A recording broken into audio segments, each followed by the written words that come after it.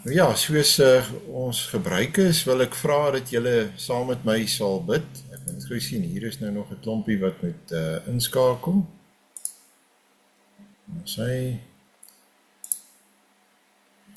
Kom ons bid saam. Ons barmhartige God en Hemelse Vader, ons het almal op verskillende plekke beweeg in hierdie dag. Ons het baie verskillende aktiwiteite aangepak en ons kan getuig daarvan dat U ons genadig was, dat U ons gelei het om vanaand hier by mekaar te kan kom rondom U woord. En ons wil bid en vra dat U ons genadig sal wees, dat U woord baie duidelik aan ons sal openbaar en ons sal help om U woord werklik te verstaan. En ons bid Here dat U ons dan genadig sal wees in die aand en ons vra dit in U Seun se naam. Amen. Goed. Ons moet vanaand 'n baie interessante gedeelte van die boek Galasiërs lees en onthou Galasiërs is een van die heel oudste boeke van die Nuwe Testament. Mense is geneig om te dink dat die eerste boeke wat jy in die Nuwe Testament kry is seker maar die oudste, maar dit is nie so nie. Galasiërs en 'n brief soos byvoorbeeld Jakobus, weet ons is ook 'n baie ou brief. Nou, Galasiërs waarskynlik 'n bietjie ouer. Nou, ek gaan vir ons die eerste paar verse van Galasiërs 2 lees, maar ek dink wat baie belangrik is dat as 'n mens die boek Galasiërs lees, moet jy teruggaan na die boek Handelinge toe, en jy moet eers gaan kyk in Handelinge, moet jy probeer uitpleis, waarvan praat Paulus hier in hierdie tweede hoofstuk van Galasiërs. En dit gaan ek dan nou saam met julle doen. En ek sou sê 'n mens kan dit dood eenvoudig skrif met skrif vergelyking noem. Goed, so kom ons lees net hierdie eerste paar verse. Ekskuus, daar is nog. Daarna, 14 jaar later, het ek weer saam met Barnabas na Jerusalem opgegaan. Ek het ook Titus saamgeneem. Ek het op grond van openbaring opgegaan en die evangelie wat ek onder die heidene verkondig aan hulle voorgelê, afsonderlik aan die mense van aansien, sodat ek nie vergeefs hardloop of gehardloop het nie. Maar selfs Titus, wat saam met my was, is nie gedwing om besny te word nie, alhoewel hy 'n Griek is. Die saak het ontstaan omdat skynheilige broers, wat onder valse voorwendsels ingesmokkel is, ingesypel het om te spioneer op die vryheid wat ons in Christus Jesus het. Hulle doel was om ons slawe te maak. Ons het nie vir 'n oomblik in onderdanigheid aan hulle toegegee nie, sodat die waarheid van die evangelie onder julle behoue sou bly. Maar die mense van aansien wat hulle vroeër was, maak aan my geen verskil nie. God slaan nie ag op die aansien wat 'n man het, wat 'n mens het nie. Ja, die vooraanstaande mense het my niks meer opgelê nie.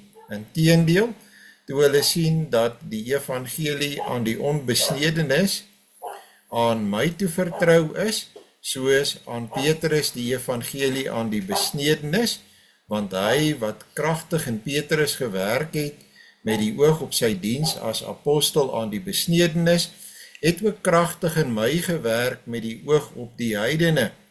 Het Jakobus en Sefas en Johannes, wat as pilare gereken is, die genade wat aan my gegee is, begryp en het hulle die regterhand van broederskap na my en Barnabas gereik, sodat ons na die heidene sou gaan en hulle na die besnedenis.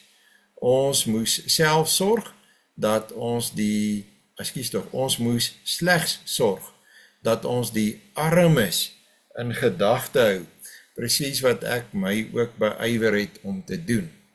Nou, skrif met skrif vergelyking is 'n baie bekende beginsel in terme van gereformeerde skrifverklaring, of 'n mens kan dalk ook eerder sê openbaringshistoriese skrifverklaring. Daarteenoor kry jy histories kritiese skrifverklaring.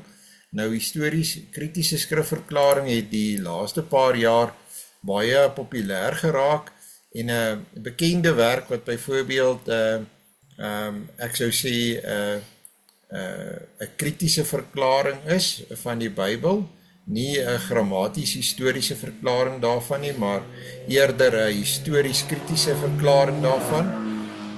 Is die Bybel in praktyk wat geskryf is deur Fika van Rensburg, en 'n mens sou dink dat dit grammaties histories moet wees, omdat dit die manier is waarop die hervormers gewerk het en waarop gereformeerdes werk, maar ek moet maar vir julle sê, die Bybel in praktyk werk met 'n ander model, met 'n ander paradigma. So, as jy skrif met skrif vergelyk, dan gaan jy terug na hoofstukke soos Handelinge hoofstuk 11 toe. Nou, as 'n mens Handelinge hoofstuk 11 bekyk, dan sien 'n mens die evangelie gaan Antiochië toe. Nou, Antiochië weet ons is belangrik, want Antiochië is die plek van waar die apostel Paulus en Barnabas uitgestuur is. Nou, dit tel jy al op in Handelinge 11, en ons lees in vers 19, die gelowiges dan, wat nou na die vervolging deur die Jode en ook die vervolging deur Herodes, as jy net 'n bietjie teruggaan in die boek Handelinge, dan sien jy dat uiteindelik het Herodes ook begin om die gelowiges te vervolg, dat hierdie gelowiges het dan uiteindelik gevlug, en van hulle beland uiteindelik in Antiochië. Die gelowiges dan wat uit mekaar gedryf is as gevolg van die verdrukking wat oor Stefanus ontstaan het. Stefanus was die eerste diaken van die gemeente van Jerusalem wat met sy lewe geboet het vir sy geloof. Het so ver as Fenisië, Cyprus en Antiochië gestrek. En die woord aan niemand anders nie as net aan die Jode verkondig. So aan die begin sê die Bybel vir ons is die evangelie net aan die Jode verkondig en nie ook aan mense vanuit die heidene nie. Maar toe party van hulle mans uit Cyprus en Cyrene in Antiochië kom, het hulle ook met die Helleniste. Helleniste is die Grieke. Met ander woorde, mense wat nie Jode is nie, gepraat en die evangelie van die Here Jesus aan hulle verkondig. Die hand van die Here was oor hulle en 'n groot aantal het gelowig geword en na die Here gedraai. Baie mooi gesê, het na die Here gedraai. Die berig oor hulle het die gemeente in Jerusalem ter ore gekom en hulle het Barnabas gestuur om na Antiochië te gaan. So hier kry ons die eerste koneksie tussen Barnabas en Antiochië. Barnabas gaan spesifiek om die gelowiges wat nou onder die Helleniste ook ontstaan het, onder die Grieke ontstaan het, om hulle verder te bedien. Nou Barnabas speel 'n belangrike rol ook in die lewe van Paulus, en hy word 'n metgesel van Paulus. Toe hy daar aankom en die genade van God sien, was hy bly en het almal aangemoedig om met vaste voorneme van hart aan die Here getrou te bly. Kyk wat so mooi dinge sê die Bybel van Barnabas. Hy was 'n goeie man, vol van die Heilige Gees en geloof, en 'n aansienlike skare is vir die Here bygevoeg. Hierna het Barnabas na Tarsus vertrek om Saulus op te soek. Jy sien wat nou gebeur is, die werk, skynbaar as jy hier lees in Handelinge 11, is die werk in Antiochië baie mense, ons het ons nou hier gelees, baie mense het na die Here toe gedraai, en aansienlike skare is vir die Here bygevoeg. En Barnabas sien die werk is baie, en daarom weet hy het nou al gehoor van Saulus, en Saulus is natuurlik Paulus, ons ken hom as Paulus. En daarom gaan hy na Paulus se tuisdorp toe, na Tarsus toe. En hy gaan om daar vir Paulus te soek. Hy soek hulp vir die bedieningswerk daar in Antiochië. Hy het hom opgespoor en hom na Antiochië gebring. Die Bybel is baie kort en saaklik, nee. Vertel net vir ons dat Barnabas het Tarsus toe gegaan, hy het skynbaar vir Paulus gekry, en toe vat hy Paulus saam met hom Antiochië toe. En onthou nou, ons weet hier die Antiochië, daar was 2 Antiochië's, ek sal net nou vir julle wys, hierdie gemeente van Antiochië, bestaande nou uit Jode, maar veral ook uit mense wat tot bekering gekom het, wat voorheen Grieke was. Besef, hier is 'n geweldige nood in die wêreld, en die evangelie moet verkondig word spesifiek onder mense wat heidene is. En hulle gaan uiteindelik die gemeente word wat die sending opdrag gee aan Barnabas en Paulus om die evangelie spesifiek te gaan verkondig aan mense wat heidene is, wat Grieke is. Hy het hom aangespoor, dis nou Barnabas het Paulus aangespoor en hom na Antiochië gebring. Hulle was 'n hele jaar lank saam met die gemeente en het 'n aansienlike skare onderrig. In Antiochië is die disippels vir die eerste keer Christene genoem. In daardie tyd, en dis ook 'n belangrike punt wat gemaak word, in daardie tyd het daar profete uit Jerusalem na Antiochië gekom. En een van hulle met die naam Agabus het na vore gekom en deur die Heilige Gees voorspel dat 'n swaar hongersnood oor die hele wêreld sou kom. So, hier kom 'n klompie profete, Antiochië toe, een van hulle is Agabus, en Agabus sê, hoor, hier kom 'n geweldige hongersnood, God openbaar dit aan hom, en God doen dit, sodat die Christene kan voorberei en hulle gereed maak vir daardie hongersnood. En dan gee hy die datum, nie as 'n syfer nie, maar as 'n naam, want ons weet, wanneer het keiser Claudius geregeer. Dit het in die tyd van Claudius gebeur. Die disippels het daarom besluit dat elkeen van hulle volgens vermoë 'n bydrae sou stuur vir die versorging van die broers wat in Judea woon. En hulle het dit gedoen deur die bydrae saam met Barnabas en Saulus aan die ouderlinge te stuur. So hulle is die twee wat die kollekte wegvat. Goed, nou die vervolging onder Herodes lees ons van in hoofstuk 12. Daar is die geskiedenis van Petrus wat uiteindelik deur Herodes in die tronk gesit word en deur die Here bevry word. Dan lees ons van die dood van Herodes, en ons gaan dan aan na die volgende hoofstuk, hoofstuk 13, en hierdie is 'n belangrike punt. As jy nou Paulus se briewe moet lees en Paulus se briewe moet verstaan, is hier kom die sending opdrag. Nou, dit is kernbelangrik, want onthou nou die hele gesprek in Galasiërs, soos ook in Korintiërs, gaan oor, is Paulus werklik 'n apostel, of is hy net iemand wat hom ingedring het in die amp?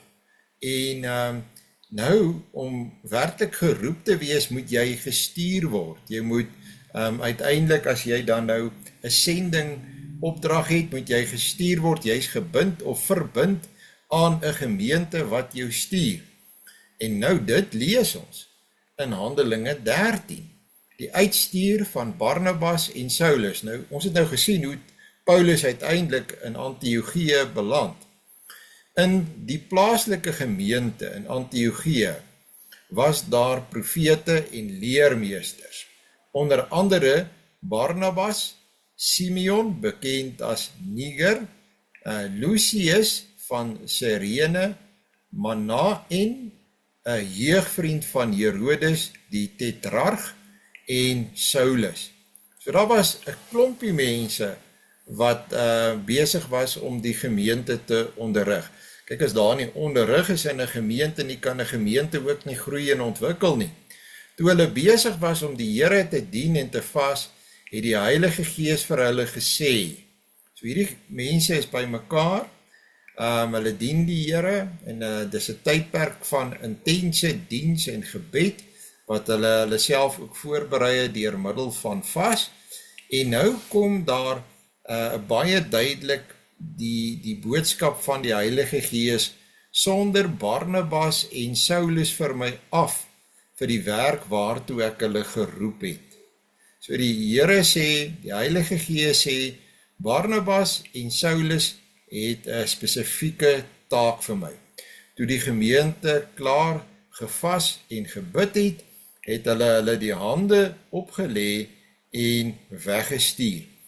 Nou, ons sien iets daarvan ook nog vandag, wanneer 'n predikant bevestig word en hy ook die hande opgelê word. Gewoonlik is dit iets wat gedoen word die eerste keer wanneer 'n predikant in die bediening gaan. Dit word nie gewoonlik herhaal wanneer hy by latere geleenthede miskien van een gemeente na ander gemeente skuif nie, maar dit sou ook nie verkeerd wees as dit wel gebeur nie. Goed so, nou gaan Barnabas en Paulus en hulle preek dan op verskillende plekke, en nou kan ons daarvan lees. En ek gaan nou nie al die plekke lees waar hulle gepreek het nie, maar die punt is, hulle begin met hulle werk, en hulle modus operandi word baie mooi en duidelik beskryf hier in die boek Handelinge. Hulle sou weet ons altyd eers na die Joodse sinagoge toegegaan het. Hulle het altyd eers die evangelie by die Jode gebring. En dan gewoonlik op 'n punt is die evangelie nie altyd gunstig ontvang nie, en het hulle dan na die heidene toegegaan in dieselfde dorpie of stad. Goed, nou moet julle oplet, nou is daar ook weer sprake van 'n ander Antiochie in Handelinge 13, nee. So ons het hierdie Antiochie wat hulle uitgestuur het, dit is in Syrië, en dan uiteindelik hierdie Antiochie in vers 13, en Paulus en sy reisgenote het van Paphos af weggevaar en Perge in Pamfilië bereik. Daar het Johannes hulle verlaat en na Jerusalem teruggekeer. Dis nou nie die disipel Johannes nie, dis iemand anderste. Hulle het van Perge verder gegaan en by Antiochie in Pisidië aangekom. So dit is nie dieselfde Antiochie wat hulle gestuur het nie. Ons het ook baie keer, ons het byvoorbeeld Middelburg Transvaal en Middelburg Kaap. Dit maak vir ons in Suid-Afrika heeltemal sin. Ons sal dadelik as iemand praat van Middelburg, sal ons vra, bedoel jy Transvaal of bedoel jy Kaap? Dan weet ons, dit maak sin vir ons. Nou, dit is maar dieselfde hier, daar is nou hier die twee Antiochie, so moet nou nie verward raak nie. En op die Sabbat die sinagoge binne gegaan en gaan sit. Goed, en hou dit nou maar net in gedagte weer eens, eerste altyd na die Jode toe, en dan uiteindelik beweeg hulle aan na die heidene toe. Goed. Hier is dit nou duidelik, so die eerste, hierdie vorige perikoop vertel vir ons hoe hulle nou die evangelie probeer verkondig by die Jode. Nou gaan hulle na die heidene toe. Want onthou dit, dis hulle opdrag. Hulle verkondig die evangelie, hulle moet uitgaan, dis wat die Heilige Gees gesê het, en dan vers 44, die volgende Sabbat het byna die hele stad byeengekom om die woord van die Here te hoor. Toe die Jode die skare sien, is hulle vervul met naaiwer en het hulle dit wat Paulus gesê het teëgestaan en belaster. Maar Paulus en Barnabas het prompt uit vir hulle gesê, die woord van God moet eerste aan julle verkondig word, maar aangesien julle dit verwerp en julle self nie die ewige lewe werd ag nie. Kyk, nou wend ons tot die heiden nasies, want so het die Here dit aan ons opgedra. En nou haal hulle aan. Ek het jou aangewys as 'n lig vir die nasies, sodat jy verlossing kan bring tot aan die eindes van die aarde. Toe die heidene dit hoor, was hulle bly en vol lof oor die woord van die Here. En diegene wat vir die ewige lewe bestem was, hierdie is baie mooi gesê, nie? Dan word die wat uitverkies was, het gelowig geword. Die woord van die Here het deur die hele landstreek versprei. Die Jode het egter die godsdienstige vroue uit die vooraanstaande kringe en ook die leiers van die stad aangehits en hulle het 'n vervolging teen Paulus en Barnabas ontketen en hulle uit hulle gebied verdryf. Hulle toe die stof van hulle voete afgeskit as getuienis teen die stad en na Iconium vertrek. Die disippels is vervul met blydskap en met die Heilige Gees. Nou moet julle sien wat gebeur, want Paulus weet dit. Hy beskryf dit ook as deel van die modus operandi van die Jode. Die oomblik as die Jode hulle op een plek vyandig geword het, dan agtervolg hulle en hulle probeer hulle werk verder in die wielery, of hulle kom na Paulus en hulle probeer die werk in die wielery. Nou ja, in Iconium het dit op dieselfde manier gebeur. Hulle het, en dis nou Handelinge 14, hulle het die Joodse sinagoge binne gegaan en so gepreek dat 'n groot aantal Jode en Grieke gelowig geword het. Maar die ongelowige Jode het die heidene opgesweep en hulle gemoedere vergiftig teen die broers. Tog het die apostels 'n geruime tyd daar deurgebring en met vrymoedigheid gepreek, vol vertroue in die Here, met die boodskap van sy genade, wat die boodskap van sy genade bevestig het deur te beskik dat tekens en wonders deur hulle toedoen gebeur. Maar die inwoners van die stad was verdeeld, sommige het hulle by die Jode geskaar en ander by die apostels.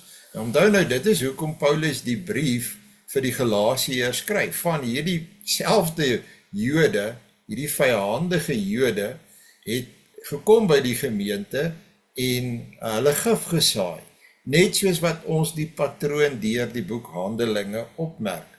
Toe daar van die heidene sowel as die Jode en ook hulle leiers 'n aanslag gekom om die apostels aan te rand en te stenig, het hulle dit te wete gekom en na die Likaoniese stede, Lystra en Derbe en die omliggende streke gevlug en daar die evangelie bly verkondig.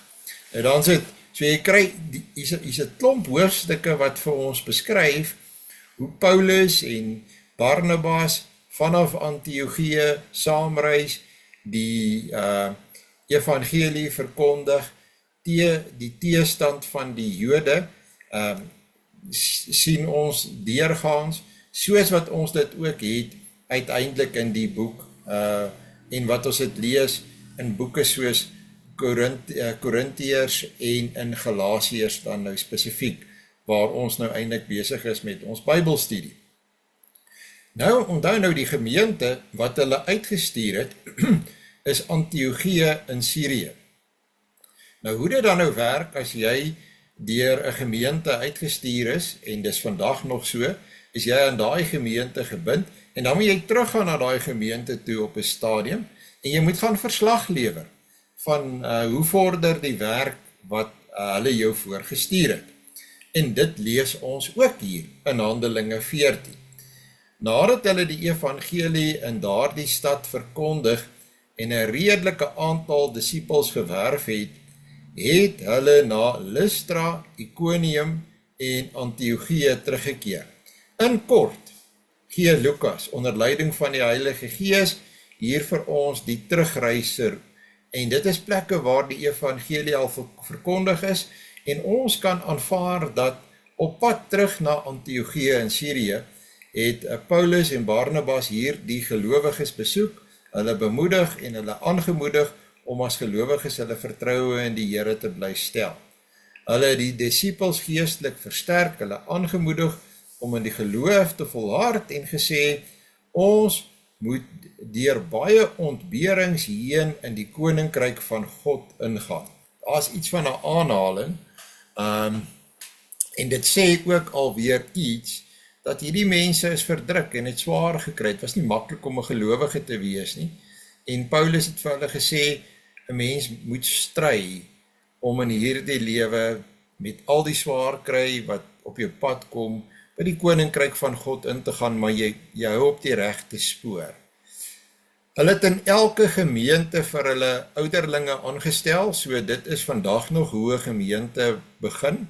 Jy stel ouderlinge aan, en nadat hulle gebid en gevas het, hulle opgedra aan die Here in wie hulle nou geglo het.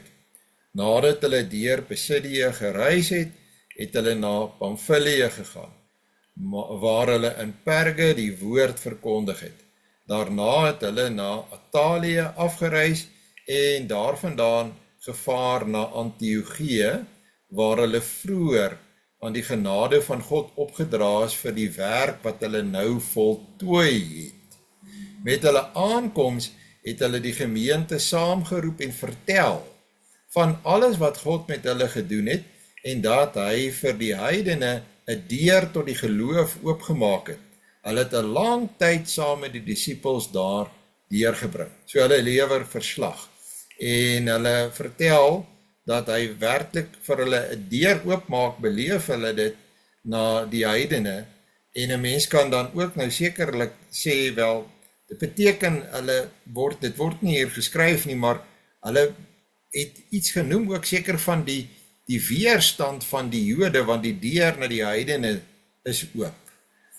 Goed, nou, en dis baie belangrik vir die verstaan van die boek Galasiërs, is Handelinge 15, as julle nou hierdie hele pad volg, wat baie mooi beskryf word deur Lukas in Handelinge, en wat ons dan nou as die agtergrond moet lees en sien van die boek Galasiërs, dan gebeur daar iets in die kerk, in die Nuwe Testamentiese kerk, dis waaroor Paulus skryf in Galasiërs 2, ontstaan daar 'n stryd, en die stryd gaan oor die Jode wat na Paulus en Barnabas gekom het gesê dat Paulus het sy eie weergawe van die evangelie. En Paulus se weergawe van die evangelie maak niks van die besnydenis nie. En terwyl die apostels, die 12 apostels, want hulle sou gesê, dit is met ander woorde een man, Paulus, wat hulle geag het nie as 'n apostel nie, omdat hy nie 'n disipel van die Here Jesus was nie. Dis hoe hulle die Galasiërs verwar het, teenoor 12 apostels, en die 12 apostels volgens hulle mening, die Judaïste, hierdie Jode wat Paulus vyandig was en Barnabas vyandig was, het gesê, wel, hierdie 12 sê, jy moet ook nog besny word.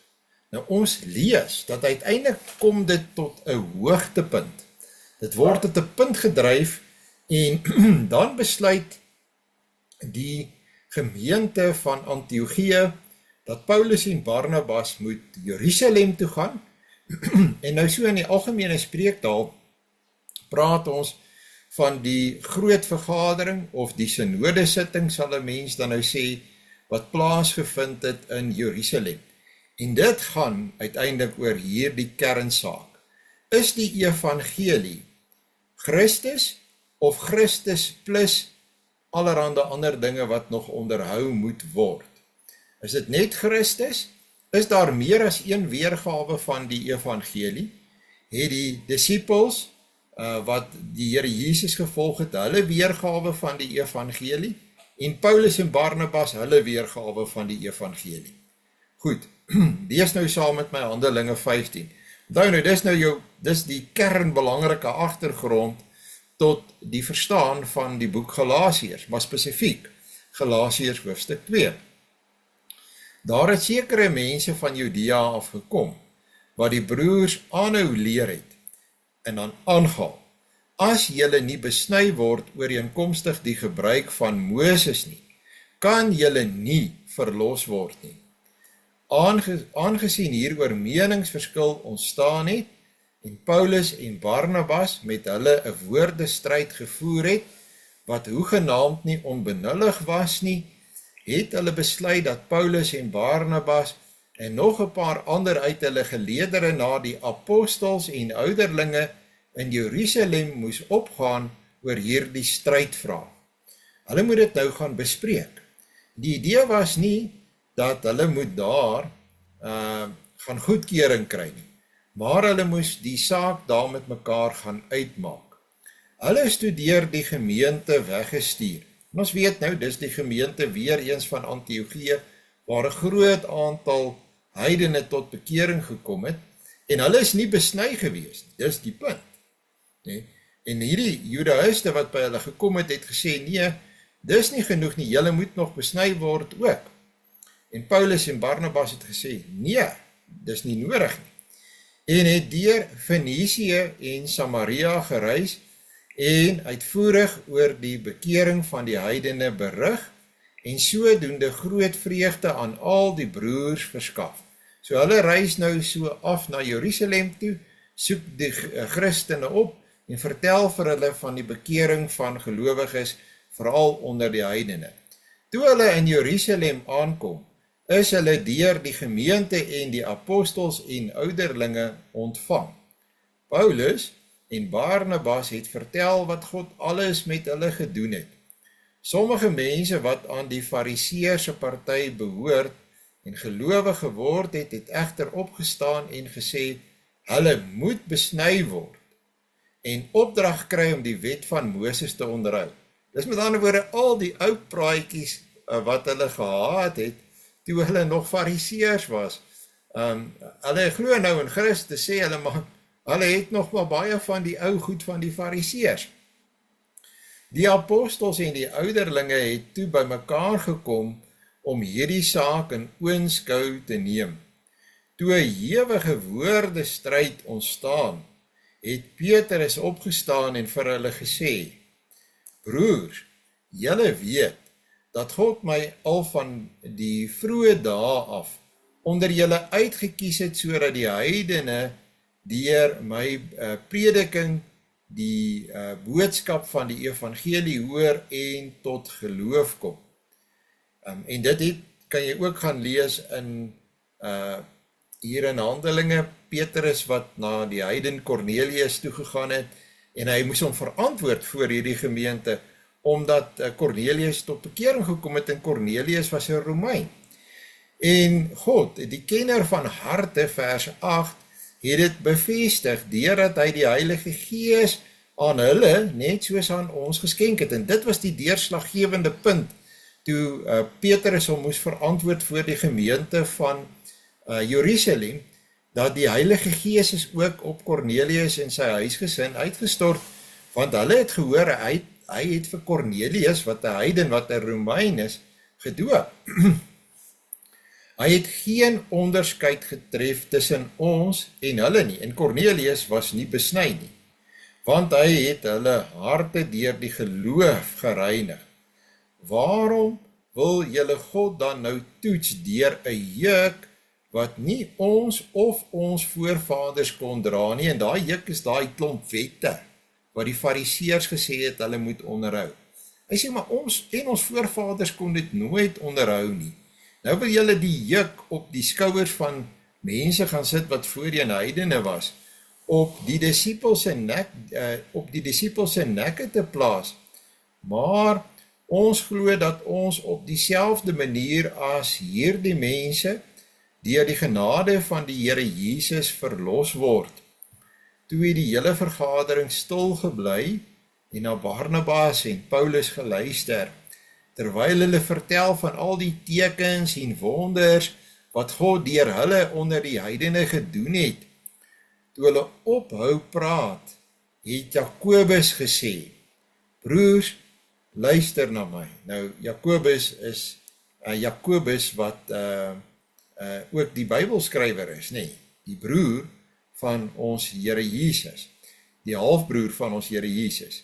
Simeon, hy bedoel nou Petrus, het verduidelik hoe God van die begin af toegesien het, dat hy die heidene volk vir sy naam sou verkry.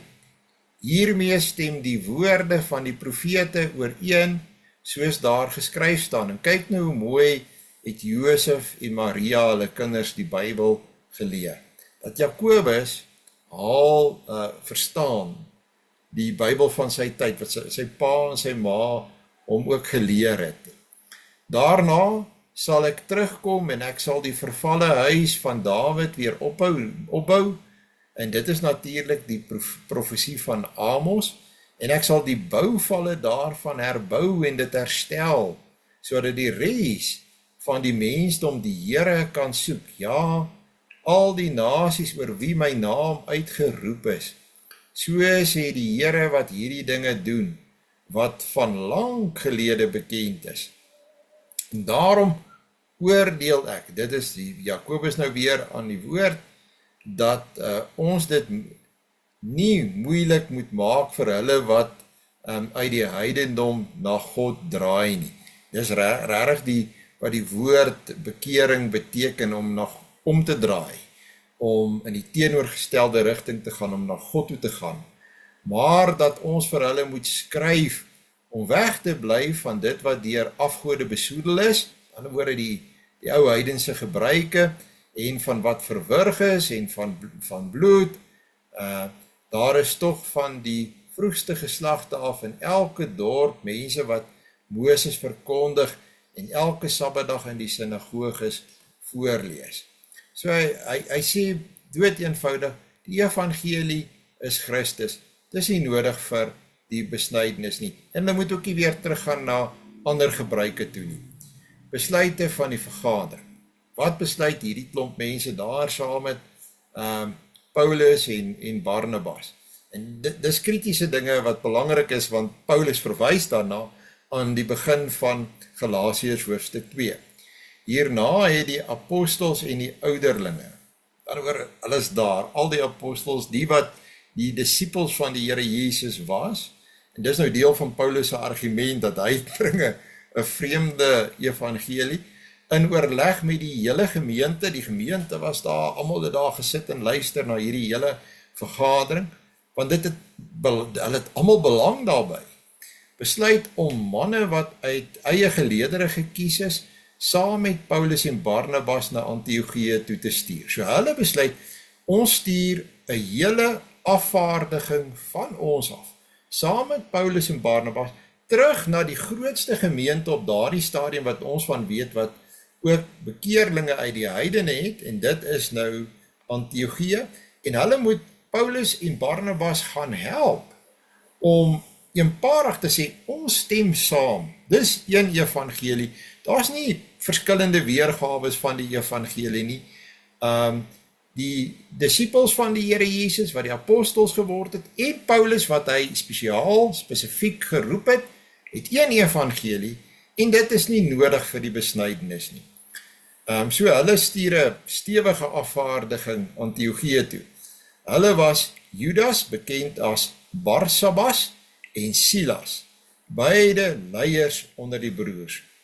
Hulle het die volgende skrywe met hulle saamgestuur, en ons het nog selfs ook die brief, wat hulle saam met hulle gestuur het. Luister nou hoe klink daai brief. Die apostels en ouderlinge, julle broers, aan die broers uit die heidene in Antiochië. So hulle erken hulle as hulle broers, as medegelowiges. Antiochië sê hulle Sirië en Cilicië gegroet. Aangesien ons gehoor het, dat sommige mense wat van ons afgekom het, sonder dat ons hulle opdrag gegee het, julle met hulle woorde ontstel en julle gemoedere verwar het ons eenparig besluit om manne te kies en na julle te stuur, saam met ons geliefde Barnabas en Paulus. Mense wat hulle lewens oorgegee het vir die naam van ons Here Jesus Christus.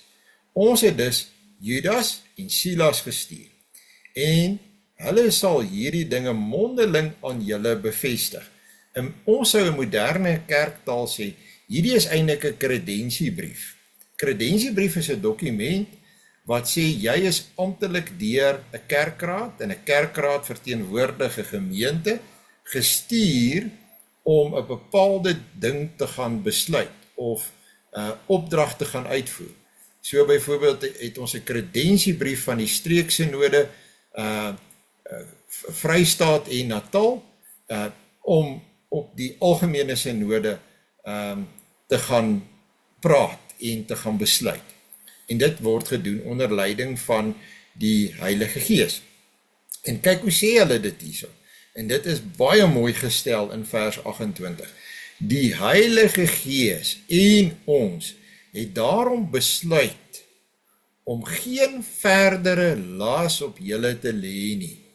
Dink aan daardie woorde van Petrus in die vergadering. Jy kan sien dat hulle die woorde van Petrus in gedagte gehad toe hulle hierdie woorde geskryf het. Hoekom wil ons 'n las wat nie ons of ons voorouers kon gedra het, al daardie wette nie? Hoekom wil ons nou 'n las op mense gaan sit wat uit die heidene uitkom, wat gelowiges geword het? En daarom sê hulle, die Heilige Gees en ons, die Heilige Gees het ons gelei. En net so tussen hakies, ons kan dit ook sê van die sinode wat ons nou gehad het.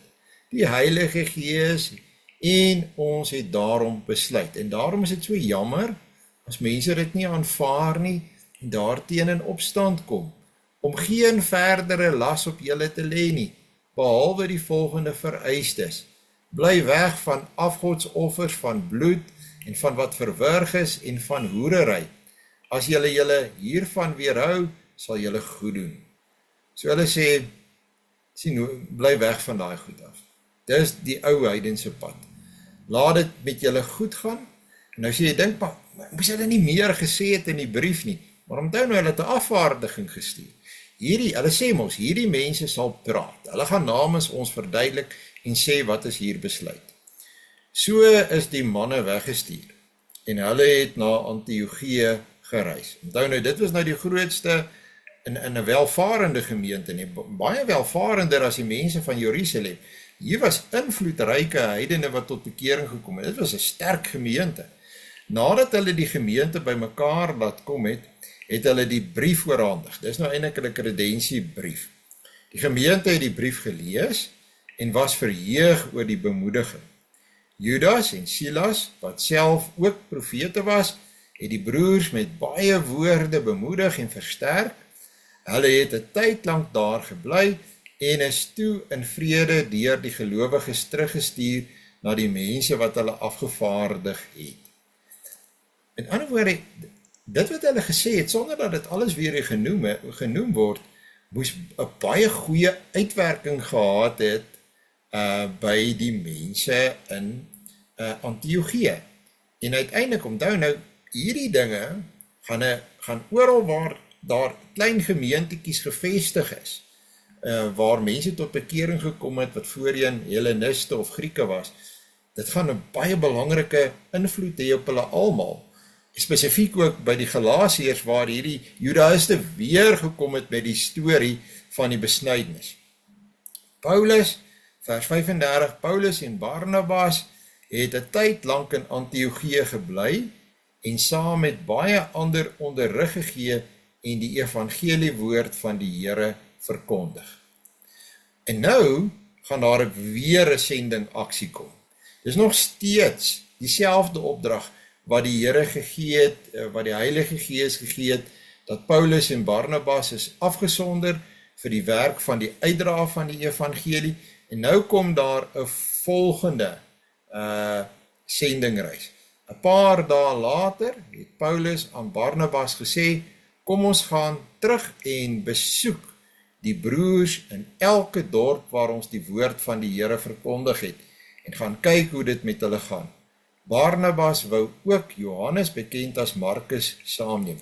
En hier gebeur daar nou 'n hartseer ding. Maar Paulus het nie gedink dat dit reg is om die man saam te neem wat hulle by Pamfilië. Onthou julle, ons het dit ook gelees, hy is terug. Hy is daar in Pamfilië, het hy besluit, hy gaan terug Jerusalem toe, in die steek gelaat het, en hulle nie vir die werk vergesel het nie. En daarom wil Paulus hom nie nou saamvat nie. En dit word ongelukkig iets tussen Paulus en Barnabas. Daar het toe so 'n skerp meningsverskil tussen hulle ontstaan, dat hulle uitmekaar gegaan het. Barnabas het vir Markus, dis nou vir Johannes, saamgeneem en na Cyprus gevaar. En Paulus het vir Silas, en hier kom Silas ewe skielik nou in die prentjie gekies, en het vertrek nadat hulle deur die broers aan die genade van die Here opgedra is. Hy het deur Sirië en Cilicië gereis, en die gemeentes daar versterk. So hier met die tweede sendingreis, gaan Paulus en Barnabas se paai uitmekaar uit. Nou sê hulle sê, maar dis baie sleg, maar onthou nou verdubbel die Here ook die effek van mense wat uitgaan om die evangelie te verkondig. En het Paulus ooit vrede gemaak met Johannes Markus. As jy Paulus se briewe lees, dan kom jy agter aan die einde van Paulus se lewe, is hier die einste Johannes Markus daar by hom. Hulle het mekaar gevind. Daar het vrede gekom. So die Bybel vertel vir ons werklik mooi dinge van gelowiges en hoe die kerk van die Here, hoe mense ook met mekaar saamgewerk het. Nou, as julle nou weer teruggaan en jy herlees, nou saam met my Galasiërs hoofstuk 2 se 10 verse. Nou gaan jy dinge sien en begin om dit beter te verstaan.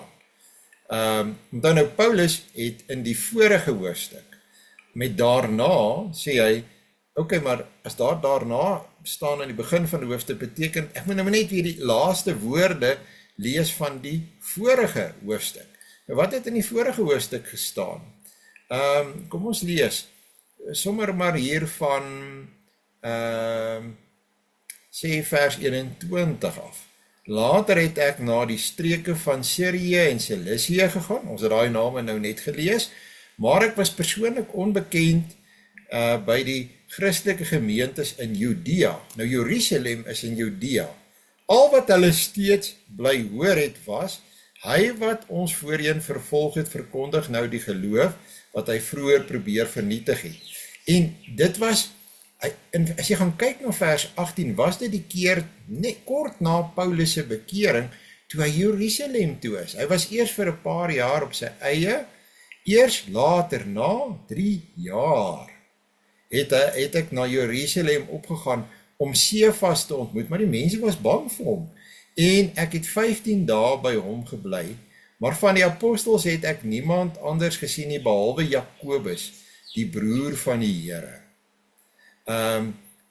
En dan uiteindelik later, eers daarna, met ander woorde, hy het nie die evangelie by die apostels geleer nie, dis die punt wat hy maak in hoofstuk 1. Daarna, 14 jaar later, het ek weer saam met Barnabas, en dit het ons gelees, toe hulle deur die gemeente van Antiochië Jerusalem toe gestuur is, na Jerusalem opgegaan. Ek het ook Titus saamgeneem.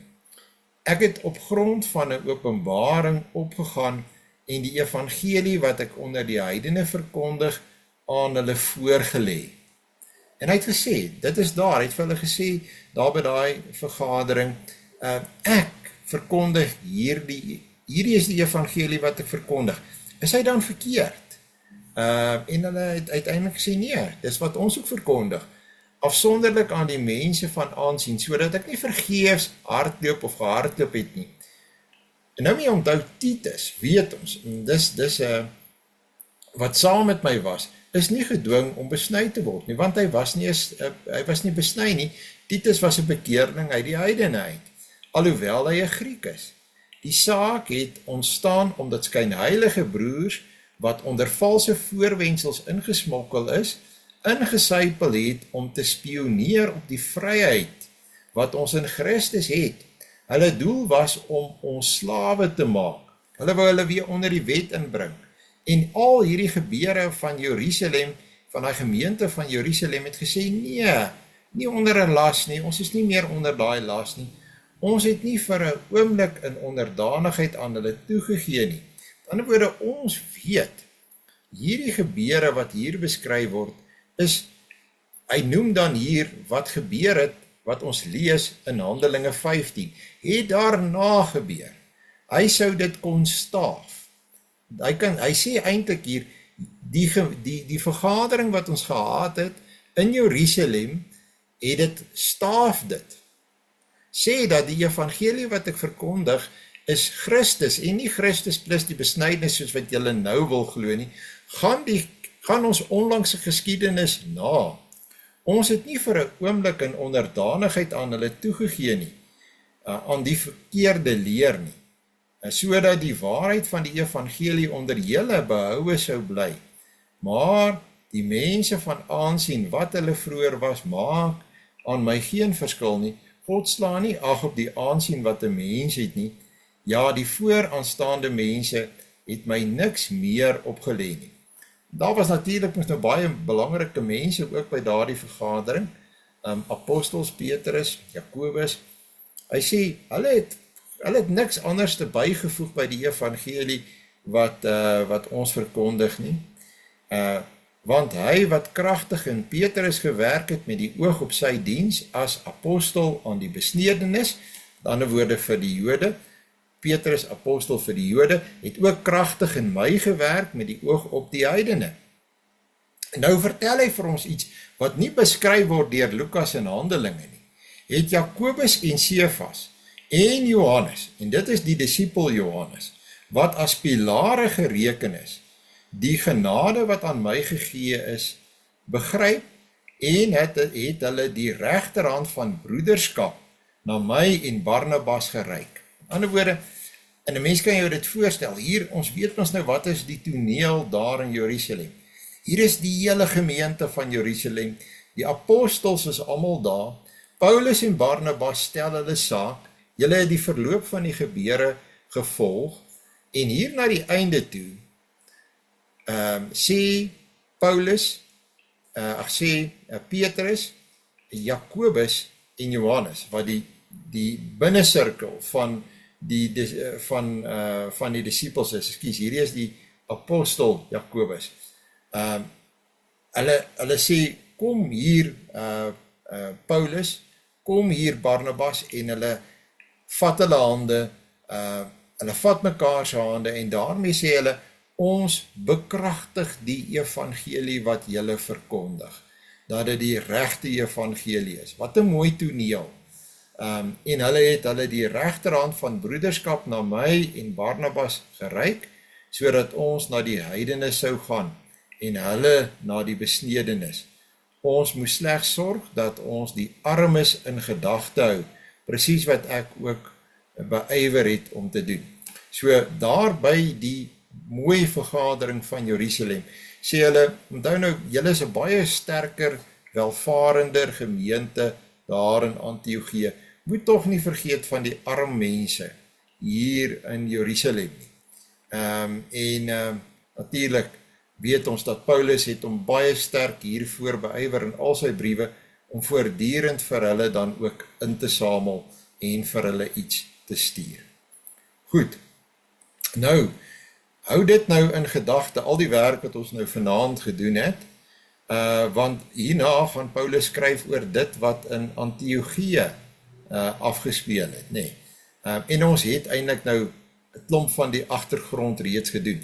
Hy spreek die probleem aan in Galasiërs, daardie probleem van mense wat daar gekom het, dwaalleraars wat daar gekom het, wat probeer om die evangelie te besoedel met die gedagte van Christus plus die besnydenis. Goed, ek dink dit het ons tyd dan nou in beslag geneem. Ek wil vir julle geleentheid gee vir enige opmerkings of moontlike vrae.